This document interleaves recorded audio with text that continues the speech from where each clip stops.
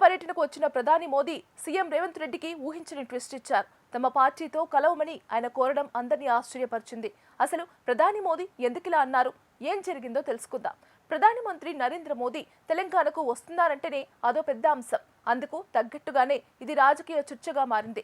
ఎందుకంటే ఈ పర్యటనలో సీఎం రేవంత్ రెడ్డి చేసిన వ్యాఖ్యలు, వాటికి కౌంటర్గా చేసిన ప్రధాని మోదీ చేసిన వ్యాఖ్యలు చర్చకు తెరతీశాయి. రాజకీయాలు వద్దు అనుకుంటూనే రాజకీయ చర్చ లాంటిది జరిపినట్లయింది. అసలేమైందో తెలుసుకుందాం. ప్రధాని మోదీ బేగంపేట్ ఎయిర్పోర్ట్స్ నుంచి హైదరాబాద్లోని హెచ్ఐసిసికి వెళ్లారు. అక్కడ ఆయన 9,400 కోట్ల విలువైన అభివృద్ధి ప్రాజెక్టులకు ప్రారంభోత్సవాలు, శంకుస్థాపనలను వర్చువల్గా చేశారు. అయితే ఈ సందర్భంగా రేవంత్ రెడ్డి చేసిన ప్రసంగం, దానికి కౌంటర్గా ప్రధాని మోదీ చేసిన ప్రసంగం రాజకీయంగా ఆసక్తి రేపింది.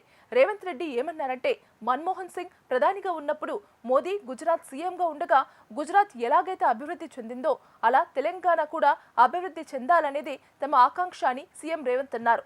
ఇందుకు కేంద్రం సహకరించాలని విజ్ఞప్తి చేశారు.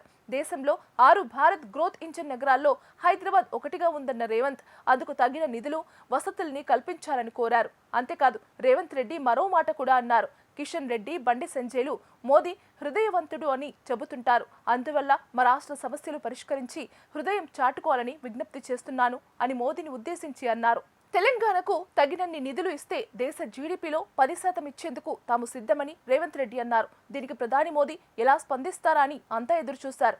ప్రధాని మోదీ తన ప్రసంగాన్ని ప్రారంభించి తాను కూడా రాజకీయాలు మాట్లాడదలుచుకోలేదని తెలిపారు. అలా అంటూనే సీఎం రేవంత్ రెడ్డికి షాకింగ్ కౌంటర్ ఇచ్చారు. గత 10 ఏళ్లలో గుజరాత్కు ఇచ్చినంతే తెలంగాణకు ఇస్తాం. నాకు తెలిసి అలా చేస్తే తెలంగాణ రాష్ట్ర కేటాయింపులు సగానికి తగ్గుతాయి అని మోదీ అన్నారు.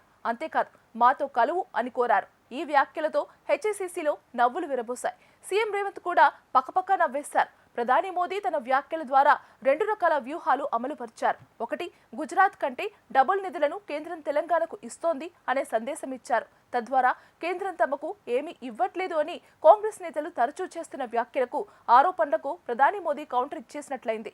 ఆయన వ్యాఖ్యలు నిజమా కాదా అన్నది పక్కన పెడితే మోదీ అలా వ్యాఖ్యానించడం ద్వారా తెలంగాణలో కాంగ్రెస్ ప్రభుత్వానికి షాక్ ఇచ్చినట్లయింది. తెలంగాణలో కాంగ్రెస్ నేతలు తరచూ బీజేపీ, బీఆర్ఎస్ ఒకటే అని కామెంట్స్ చేస్తున్నారు. ఇది బీజేపీకి తలనొప్పిగా మారుతోంది. ఇలాంటి పరిస్థితుల్లో ప్రధాని మోదీ మాతో కలువు అని రేవంత్ రెడ్డిని వ్యక్తిగతంగా పార్టీలోకి ఆహ్వానించినట్లయింది. దీని ద్వారా రేవంత్ రెడ్డి బీజేపీ మనిషి అని బీఆర్ఎస్ చేస్తున్న ఆరోపణలకు పరోక్ష బలం ఇచ్చినట్లయింది. నిజానికి రేవంత్ బీజేపీ మనిషి కాకపోయినా ఇలా పీఎం అనడం ద్వారా ఇది కాంగ్రెస్ కి సమస్యగా మారగలదు. రేవంత్ కి బీజేపీ హైకమాండ్ కి మధ్య కుచ్ కుచ్ హోతా హే అనే సందేహం కాంగ్రెస్ వర్గాల్లో రాగలదు. అది సీఎం రేవంత్ కి వ్యక్తిగతంగా ఇబ్బంది కలిగించగలదు.